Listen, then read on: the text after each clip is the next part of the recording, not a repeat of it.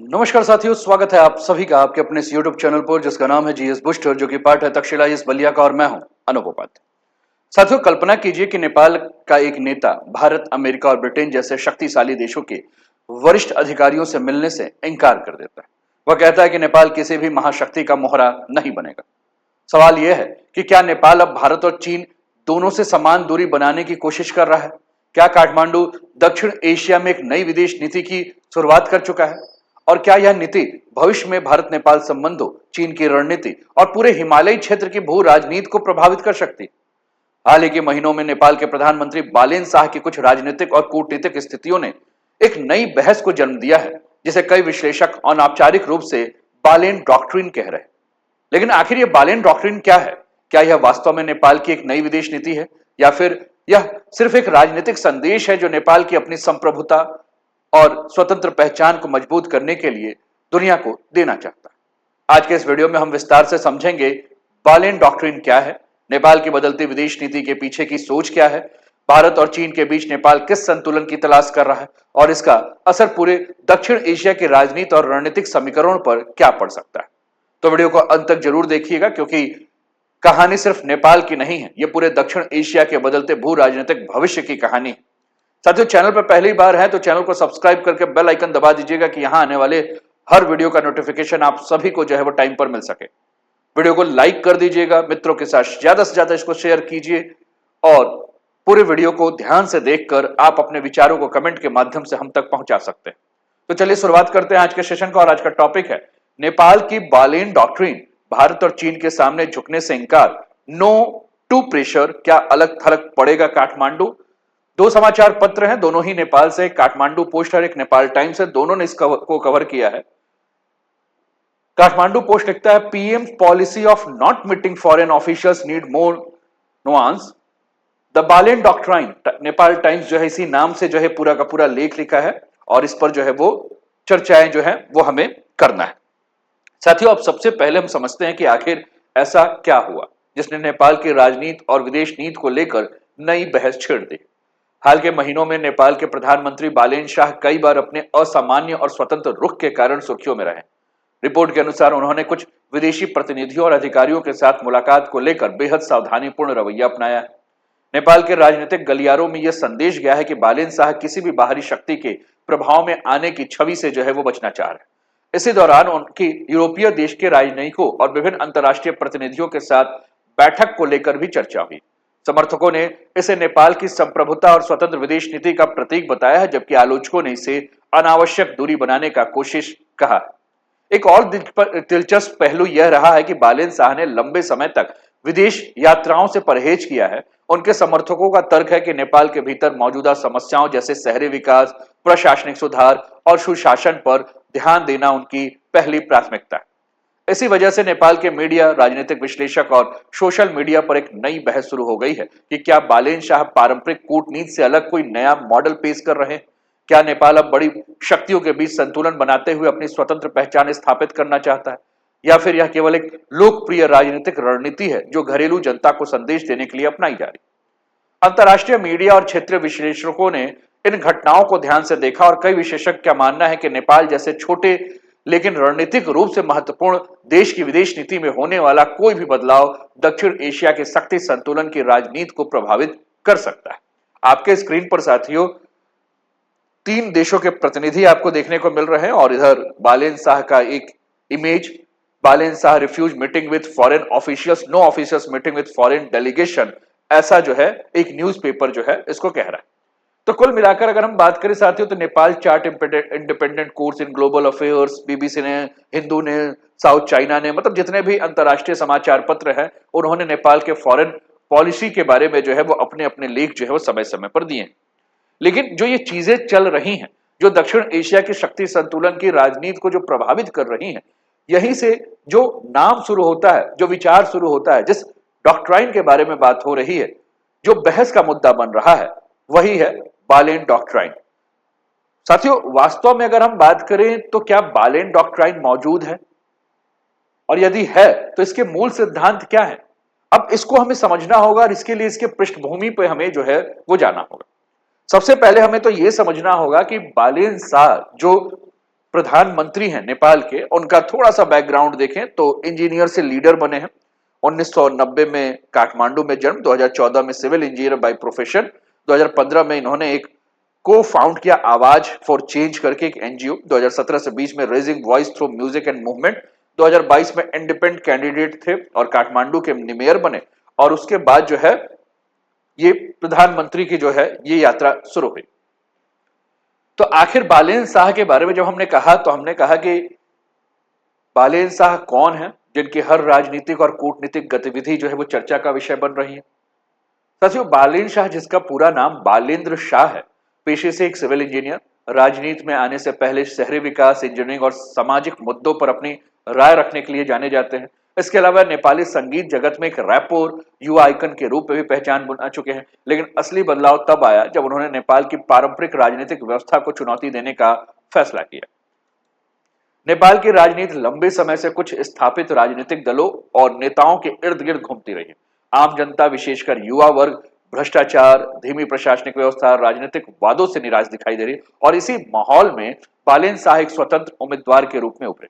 कई राजनीतिक विश्लेषकों को शुरुआत में लगा कि उनके लिए चुनाव जीतना मुश्किल होगा, लेकिन सोशल मीडिया, युवाओं की समर्थन और बदलाव की मांग ने उन्हें एक शक्तिशाली जन आंदोलन का चेहरा बना दिया।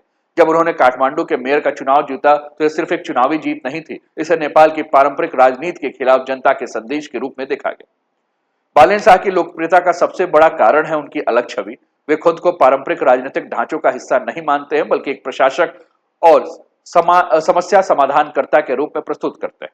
वे अक्सर यह संदेश देते हैं कि राजनीति का उद्देश्य सत्ता नहीं बल्कि परिणाम होना चाहिए, और यही कारण है कि नेपाल का बड़ा युवा वर्ग उन्हें एक ऐसे नेता के रूप में देखता है जो पुराने राजनीतिक समीकरण से बाहर निकलकर नई सोच और नई कार्यशैली की बात करता है। हालांकि उनके आलोचक भी कम नहीं है। कुछ लोग मानते हैं कि प्रशासन चलाना और लोकप्रिय होना दो अलग अलग बातें हैं। उनका कहना है कि केवल एंटी एस्टेब्लिशमेंट छवि बनाना पर्याप्त नहीं है, बल्कि जटिल राष्ट्रीय और अंतर्राष्ट्रीय चुनौतियों का समाधान भी उतना ही आवश्यक है। बालेन शाह आज नेपाल की नई पीढ़ी की अगर हम बात कर रहे हैं तो बालेन शाह आज नेपाल की नई पीढ़ी की राजनीतिक आकांक्षाओं के जो है वो प्रतीक बन चुके हैं। और यही वजह है कि जब वे विदेश नीति, राष्ट्रीय संप्रभुता या अंतर्राष्ट्रीय संबंधों पर संकेत देते हैं तो पूरा दक्षिण एशिया उस पर ध्यान देता है। लेकिन क्या उनकी सोच केवल घरेलू राजनीति तक सीमित है, या फिर उसके पीछे नेपाल के लिए एक बड़ा रणनीतिक विजन भी जो है छिपा हुआ है? आइए एक एक करके हम पूरे विचार को समझते हैं और उन विचारों को भी समझेंगे जिसे लोग बालेन डॉक्ट्राइन के नाम से जानने लगे। साथियों, अब हमें सबसे महत्वपूर्ण बिंदु पर पहुंचना है जो कि नेपाल के जियो पॉलिटिक्स के लिए बहुत ज्यादा इंपॉर्टेंस है। हमें समझना है कि पूरी कहानी की वास्तव शुरुआत कहां से होती है, क्योंकि बालेन शाह नेपाल के विदेश नीति का तथाकथित बालेन डॉक्ट्राइन को समझने के लिए हमें नेपाल के भौगोलिक और रणनीतिक स्थिति को समझना जरूर होगा। साथियों, आपके स्क्रीन पर जो है वो दक्षिण एशिया का मैप देखने को मिल रहा है। एक तरफ दुनिया की सबसे बड़ी आबादी वाले चाइना और इंडिया आपको देखने को मिल रहे हैं, तो दूसरी तरफ से तेजी से उभरता वैश्विक महाशक्ति चीन भी है। और इन दोनों देशों के बीच में, आबादी के अलावा इन दोनों देशों के बीच में ग्रीन कलर में आपको नेपाल दिख रहा है। पहली नजर में एक छोटा पहाड़ी देश दिखाई दे रहा है, लेकिन भू राजनीति में देश की ताकत सिर्फ उसके आकार से तय नहीं होती। कई बार उनकी लोकेशन ही उन्हें अत्यंत महत्वपूर्ण बना देती है, और नेपाल इसका सबसे शानदार उदाहरण। और यही कारण है कि रणनीतिक विश्लेषक नेपाल को केवल एक पड़ोसी देश नहीं बल्कि दक्षिण एशिया का एक महत्वपूर्ण स्ट्रेटेजिक बफर जोन मानते हैं। ऐसा क्षेत्र जो दो बड़ी शक्तियों भारत और चीन के बीच स्थित है और दोनों की सुरक्षा हितों को प्रभावित कर रहा है।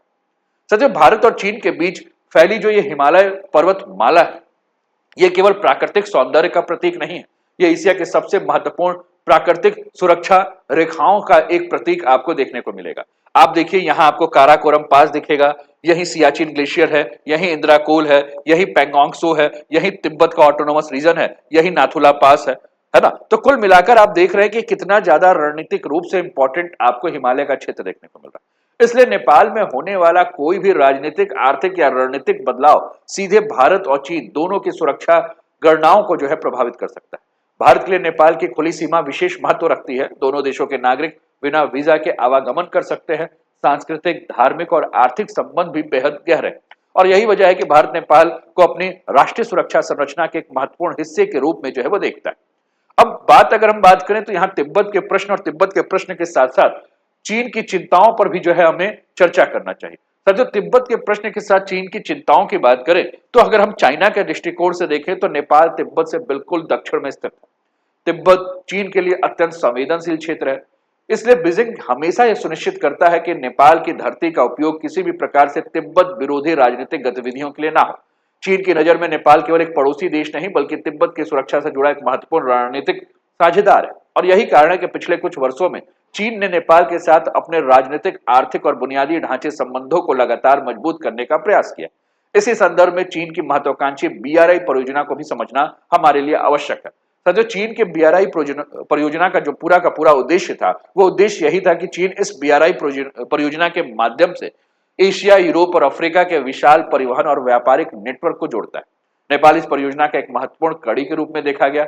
यदि चीन नेपाल के माध्यम से हिमालय पार व्यापारिक और परिवहन संपर्कों को मजबूत करता है तो उसका प्रभाव केवल नेपाल तक सीमित नहीं रहेगा, इसका असर पूरे दक्षिण एशिया के आर्थिक और रणनीतिक समीकरणों पर भी पड़ेगा। अगर हम भारत के हिसाब से, भारत की चिंताओं के हिसाब से अगर हम इस पूरी चर्चा को देखें तो भारत के लिए अगर हम बात कर रहे हैं साथियों, तो नई दिल्ली हमेशा नेपाल को अपने निकटतम रणनीतिक साझेदार के रूप में मानता है। भारत नहीं चाहता कि नेपाल किसी एक बाहरी शक्ति के प्रभाव क्षेत्र में पूरी तरह से चला जाए, और विशेषकर तब जब चीन के बढ़ते प्रभाव को हम देखें। भारत की सुरक्षा एजेंसियां नेपाल की राजनीतिक स्थिरता, सीमा प्रबंधन, अवसंरचना परियोजना और बाहरी शक्तियों की गतिविधियों पर लगातार नजर रखती है, क्योंकि नेपाल में होने वाला कोई भी बड़ा रणनीतिक परिवर्तन भारत की उत्तरी सुरक्षा व्यवस्था को प्रभावित कर सकता है। वास्तव में नेपाल दक्षिण एशिया के भू राजनीति का एक महत्वपूर्ण केंद्र बिंदु बन चुका है, और यह भारत और चीन के बीच स्थित एक ऐसा रणनीतिक क्षेत्र है जहां कूटनीतिक, सुरक्षा, व्यापार, अवसंरचना और क्षेत्रीय शक्ति संतुलन एक दूसरे के जुड़े हिस्से हैं, और उसकी गूंज नई दिल्ली, बीजिंग और दक्षिण एशिया तक जो है सुनाई दे रही। अब सबसे बड़ा सवाल यह है कि क्या बालेन शाह इस रणनीतिक स्थिति का उपयोग करके नेपाल के लिए एक नया रास्ता बनाना चाहते हैं, और यहीं से शुरू होती है तथाकथित बालेन डॉक्ट्राइन की चर्चा। साथियों, बालेन डॉक्ट्राइन को समझना है तो हमने कहा कि हम पूरी की पूरी स्थिति को हमने समझ लिया, और आज की तारीख में बालेन डॉक्ट्राइन कोई आधिकारिक सरकारी दस्तावेज घोषित नहीं हुआ, जो कि विदेश नीति को लेकर कहीं सिद्धांत हो, कहीं संविधान में कोई बदलाव, ऐसा कुछ नहीं, बल्कि एक राजनीतिक और विश्लेषणात्मक शब्द है जिसका उपयोग कुछ पर्यवेक्षक बालेन शाह की सोच और उनके सार्वजनिक बयानों को समझने के लिए कर रहे हैं। यदि बहुत ही सरल भाषा में अगर हम बालेन डॉक्ट्राइन के मूल संदेश को समझें तो इसका मतलब है नेपाल फर्स्ट, नेपाली फर्स्ट। और ये सोच का पहला सिद्धांत नेपाल की नीतियां किसी बाहरी शक्ति के हितों के बजाय सबसे पहले नेपाल के राष्ट्रीय हितों के आधार पर तय होगी। चाहे सामने भारत हो, चीन हो, अमेरिका हो, कोई भी अन्य महाशक्ति हो, निर्णय नेपाल के केंद्र में रहेगा, यानी कि नेपालियों के हित में रहेगा। और नेपाल फर्स्ट का दृष्टिकोण जो है, यही जो है विचारधारा जो है, वह बालेन जो डॉक्ट्राइन है इसका मूल जो है वो माना जा रहा है। साथियों, दूसरा अगर हम बात करें तो नेपाल अब किसी का मोहरा नहीं बनना चाहता है। बालेन शाह की लोकप्रियता का एक बहुत बड़ा कारण यह है कि वह पारंपरिक सत्ता संरचनाओं से बाहर से जो है वो जो उसका प्रभाव है उससे दूरी बनाना चाह रहा है। उनके समर्थकों का मानना है कि नेपाल को ऐसी विदेशी नीति अपनानी चाहिए कि वो ना भारत का मोहरा बने, ना चीन का मोहरा बने, ना अमेरिका का मोहरा बने, या ना किसी पश्चिमी शक्ति का मोहरा बने, बल्कि नेपाल एक स्वतंत्र और आत्मविश्वासी राष्ट्र बने। बालेन डॉक्ट्राइन का तीसरा महत्वपूर्ण तत्व यह है कि बराबरी के आधार पर कूटनीति हो। नेपाल भले ही आर्थिक और सैन्य दृष्टि से छोटा हो, लेकिन उसकी संप्रभुता किसी अन्य राष्ट्र के समान हो, और इस दृष्टिकोण के अनुसार नेपाल को अंतरराष्ट्रीय मंचों पर सम्मानजनक और संतुलित संबंध बनाना चाहिए, ना कि दबाव में आकर निर्णय लेना चाहिए। यानी कि संदेश जो है स्पष्ट है, छोटा देश होने का अर्थ कमजोर देश होना नहीं। साथियों, कुल मिलाकर संप्रभुता के बारे में भी बात हो रही है कि राष्ट्रीय संप्रभुता जो है सर्वोपरि है। हर विदेश नीति निर्णय, हर रणनीतिक साझेदारी, हर अंतर्राष्ट्रीय समझौते को इस कसौटी पर परखा जाना चाहिए कि उससे नेपाल की स्वतंत्रता और निर्णय लेने की क्षमता मजबूत होती है या कमजोर। और यही कारण है कि बालेन शाह के समर्थक उन्हें राष्ट्रीय स्वाभिमान और आत्मनिर्णय के प्रतीक के रूप में प्रस्तुत कर रहे हैं। और यहीं से बहस शुरू होती है कि समर्थकों का कहना है कि 21वीं सदी में नेपाल को आत्मविश्वास के साथ अपनी स्वतंत्र पहचान बनानी चाहिए। वही आलोचकों का तर्क है कि भारत और चीन जैसे विशाल शक्तियों के बीच की स्थिति को देखते हुए देश पूरी तरह से समान दूरी की नीति कितनी सफलतापूर्वक लागू कर पाएगा, यह एक बहुत बड़ा प्रश्न बन जा रहा है। क्योंकि भूगोल, अर्थव्यवस्था, सुरक्षा की वास्तविकता अक्सर आदर्शवादी नीतियों को जो है चुनौती देती है। फिर भी यदि बालेन डॉक्ट्रिन को एक वाक्य में समझना हो तो इसे इस प्रकार से समझा जा सकता है कि नेपाल किसी भी शक्ति गुट का हिस्सा बनने के बजाय अपनी संप्रभुता, राष्ट्रीय हित, समानता आधारित कूटनीति को जो है प्राथमिकता देगा। लेकिन अगर नेपाल वास्तव में इस दिशा में आगे बढ़ता है तो सबसे अधिक प्रभाव किस देश पर पड़ेगा? साथियों, अगर हम इसे देखें तो सबसे पहले अगर हम इंडिया नेपाल के रिश्तों की अगर हम बात करें तो कहीं ना कहीं बालेन डॉक्ट्राइन का असर अगर हम भारत पर देखें तो क्या भारत के लिए ये अवसर होगा, क्या एक नई रणनीतिक जो है वो चुनौती होगी। और सच यह है कि भारत का दृष्टिकोण इन दोनों के बीच कहीं स्थित है। नई दिल्ली के लिए नेपाल केवल एक पड़ोसी देश नहीं है। भारत और नेपाल के बीच का जो संबंध है वो इतिहास, संस्कृति, धर्म, अर्थव्यवस्था और लोगों के आपसी संपर्क से। दोनों देशों की सीमाएं लगभग 1850 किलोमीटर तक लंबी है और खुली हुई है। लाखों नेपाली नागरिक भारत में काम करते हैं, पढ़ते हैं, व्यवसाय करते हैं और इसी तरह भारत में नेपाल का सबसे महत्वपूर्ण आर्थिक साझेदार देश है। इसलिए नेपाल की विदेश नीति का किसी भी अगर प्रकार का बदलाव हो रहा है तो भारत बहुत गंभीरता से उसे देखता है। भारत के लिए सकारात्मक पहलू ये हो सकता है कि यदि नेपाल वास्तव में मजबूत, स्थिर और आत्मनिर्भर राष्ट्र बनता है तो भारत के हित में है। एक राजनीतिक रूप से स्थिर नेपाल पूरे हिमालय क्षेत्र की सुरक्षा, आर्थिक सहयोग को मजबूत कर सकता है और भारत लंबे समय से यह कहता है कि नेपाल एक स्वतंत्र और संप्रभु देश है जिसे अपने निर्णय स्वयं जो है वो लागू करना चाहिए। तो इस दृष्टिकोण से अगर देखा जाए तो नेपाल का संप्रभुता का निर्णय जो है वो कोई समस्या नहीं है भारत के लिए, बल्कि भारत के लिए जो है वह एक अंतरराष्ट्रीय सिद्धांत के अनुरूप है। लेकिन चिंताएं भारत की क्या है? दूसरा पक्ष अगर हम बात करें साथियों तो भारत की चिंता यह है कि अगर चीन के प्रभाव में नेपाल जा रहा है, पिछले एक दशक से चीन ने नेपाल में सड़क, ऊर्जा संचार संरचना परियोजना पर अपनी उपस्थिति बढ़ाने की कोशिश की है। यदि नेपाल संतुलन की नीति अपनाते हुए चीन के साथ रणनीतिक संबंधों को बहुत तेजी से बढ़ाता है तो नई दिल्ली स्वाभाविक रूप से सतर्क हो जाएगी और भारत की चिंता केवल आर्थिक प्रतिस्पर्धा की नहीं है बल्कि राष्ट्रीय सुरक्षा से भी जुड़ा प्रश्न है। भारत और नेपाल की सीमा दुनिया की सबसे खुली हुई अंतरराष्ट्रीय सीमाओं में से एक है और यह व्यवस्था दोनों देशों के लोगों को जोड़ती है और दशकों से सफलतापूर्वक चल रही है। लेकिन सुरक्षा एजेंसियों को हमेशा ये डर है कि ये एक बहुत ही संवेदनशील विषय है और अगर किसी बाहरी शक्ति के प्रभाव में नेपाल आता है तो भारत इस बात को लेकर चिंतित हो सकता है कि इसका असर सीमा सुरक्षा और क्षेत्रीय स्थिरता पे जो है वो पड़ सकता है। एक और महत्वपूर्ण पहलू है वो है व्यापार।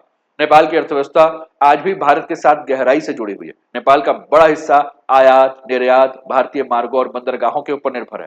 ऊर्जा, ईंधन, खाद्य आपूर्ति और अनेक आवश्यकता जो भी आवश्यक वस्तुएं हैं वो भारत के क्षेत्र से ही जो है पहुंचते हैं, यानी कि नेपाल के लिए भारत इन सभी चीजों के लिए बहुत ही ज्यादा महत्वपूर्ण है। तो किसी भी प्रकार का परिवर्तन हो रहा है तो भारत जो है इसे गंभीरता से देख रहा है। लेकिन अगर वही चीन की तरफ से देखें तो क्या चीन की को जो बालेन की डॉक्ट्राइन है उस नीति का फायदा उठाने का चीन कोशिश करेगा? साथियों, चीन के लिए नेपाल केवल एक पड़ोसी देश नहीं बल्कि एक रणनीतिक साझेदार है और इसका सबसे पहला कारण जो है वो ये जो तिब्बत का क्षेत्र आपको देखने को मिल रहा है, ये तिब्बत का क्षेत्र।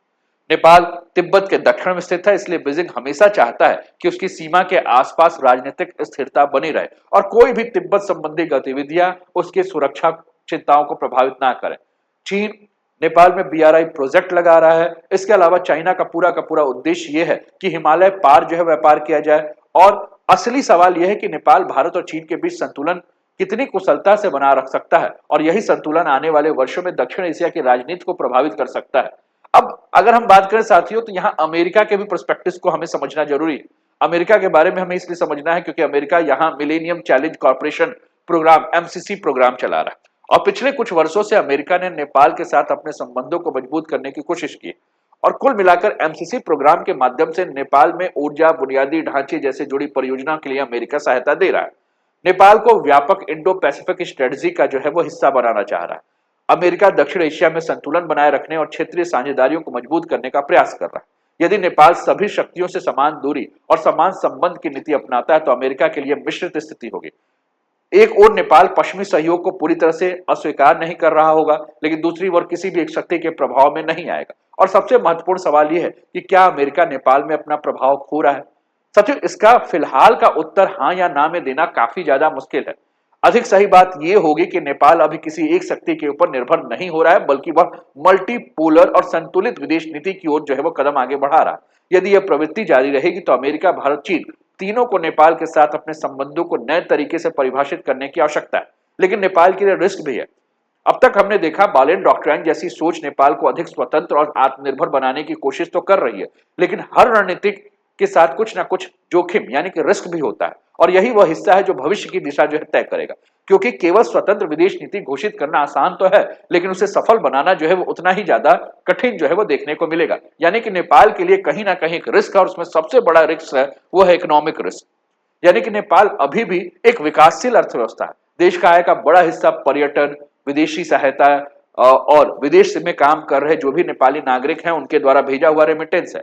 यदि नेपाली प्रमुख अंतर्राष्ट्रीय साझेदारों से अनावश्यक दूरी बनाते हैं तो कहीं ना कहीं निवेशकों के बीच अनिश्चितता पैदा हो जाएगी, विदेशी निवेश और विकास परियोजनाओं की गति प्रभावित होगी।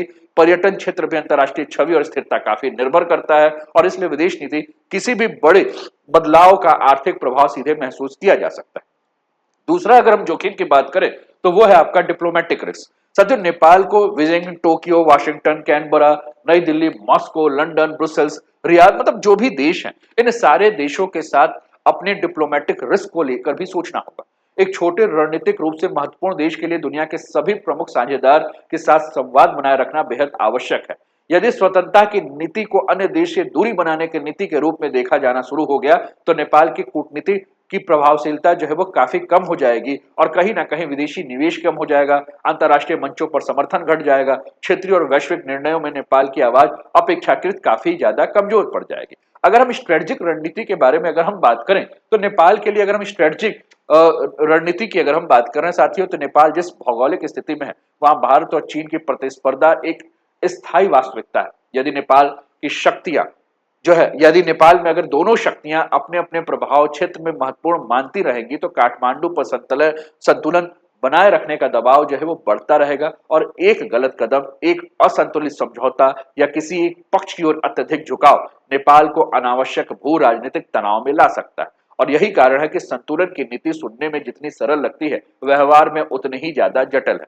सबसे बड़ा प्रश्न यही हो जाता है कि यह चुनौती, असली चुनौती ये नहीं है कि नेपाल स्वतंत्र विदेश नीति अपनाना चाहता है कि नहीं चाहता। असली चुनौती यह है कि क्या नेपाल अपनी संप्रभुता को मजबूत रखते हुए विदेशी निवेश भी आकर्षित कर सकता है? क्या वह भारत और चीन दोनों के साथ अच्छे संबंध बनाए रख सकता है? और वह क्या वैश्विक शक्तियों के बीच प्रतिस्पर्धा का मैदान बनने के बजाय अपने राष्ट्रीय हितों को प्राथमिकता दे सकता है? और यही वो प्रश्न है जो आने वाले वर्षों में नेपाल की दिशा तय करेंगे। और हम पहुंचते हैं सबसे अंतिम सवाल पर और वो है फ्यूचर सिनेरियो। फ्यूचर सिनेरियो के बारे में अगर हम बात करें साथियों तो सबसे पहला फ्यूचर सिनेरियो है कि आने वाले 5-10 वर्षों में नेपाल किस दिशा में जाएगा। सब कुछ अच्छा रहा, भारत चीन से संबंध अच्छा रहा, राष्ट्रीय हित आधारित अच्छे रहे, वैश्विक मंचों पर अधिक सम्मान मिला, निवेश और कूटनीति हुआ, तो ये दक्षिण एशिया का एक संतुलन मॉडल है जिसमें नेपाल जो है वो अच्छा कर सकता है। लेकिन सब कुछ अगर बिगड़ गया, फेल्योर हुआ, संतुलन बिगड़ गया, कूटनीतिक अलगाव हो गया, विदेशी निवेश में गिरावट होगी, आर्थिक विकास धीमी होगी, अंतर्राष्ट्रीय समर्थन में कमी होगी, तो ऐसी स्थिति में नेपाल को आर्थिक रणनीतिक दोनों प्रकार की कठिनाइयों का सामना करना पड़ सकता है। तीसरे सिनेरियो के बारे में अगर हम बात करें, तीसरी कंडीशन की बात करें तो नेपाल के पास सबसे यथार्थवादी संभावना इसी सिनेरियो की है कि नेपाल ना तो पूरी तरह से किसी एक शक्ति के साथ जाएगा, ना खुद को दुनिया से अलग करेगा, बल्कि भारत के साथ ऐतिहासिक और आर्थिक संबंध के आधार पर चीन के साथ व्यापार और अवसंरचना सहयोग जारी रखेगा, अमेरिका और अन्य देशों के साथ साझेदारी रखेगा और एक न्यूट्रल फॉरेन पॉलिसी अपनाने की जो है वह कोशिश करेगा। अंततः साथियों, हम यही कह सकते हैं इस पूरे टॉपिक पर, जो हमारा पूरा का पूरा जो एक कंक्लूजन है वो यही है कि बालेन डॉक्ट्रिन भारत विरोधी नहीं, चीन समर्थक नीति भी नहीं है। यह नेपाल की स्वतंत्र पहचान बनाने का एक प्रयास है, लेकिन दक्षिण एशिया की वास्तविकता यह है कि नेपाल भारत, चीन और वैश्विक शक्तियों की पूरी तरह से दूरी बनाकर आगे नहीं बढ़ सकता है। आने वाले वर्षों में यह देखना दिलचस्प होगा कि बालेन शाह नेपाल को नई ऊंचाइयों तक ले जाते हैं या यह नीति नेपाल को कूटनीतिक चुनौतियों में डाल देता है। क्या बालेन शाह दक्षिण एशिया के नए गेम चेंजर हैं या नेपाल बहुत बड़ा जोखिम ले रहा है? आपकी क्या राय है? आप अपने राय को कमेंट के माध्यम से हम तक पहुंचाएं और कैसा लगा सेशन जरूर बताएं। अभी तक चैनल को सब्सक्राइब नहीं है सब्सक्राइब कर दीजिए, शेयर नहीं किया शेयर कर दीजिए, लाइक नहीं किया लाइक कर दीजिए और विचारों को कमेंट के माध्यम से हम तक पहुंचाएं। अपना ध्यान रखिए, स्वस्थ रहिए, मस्त रहिए, तंदुरुस्त रहिए, हंसते खेलते मुस्कुराते हुए जीवन का आनंद लीजिए। जय हिंद, जय भारत।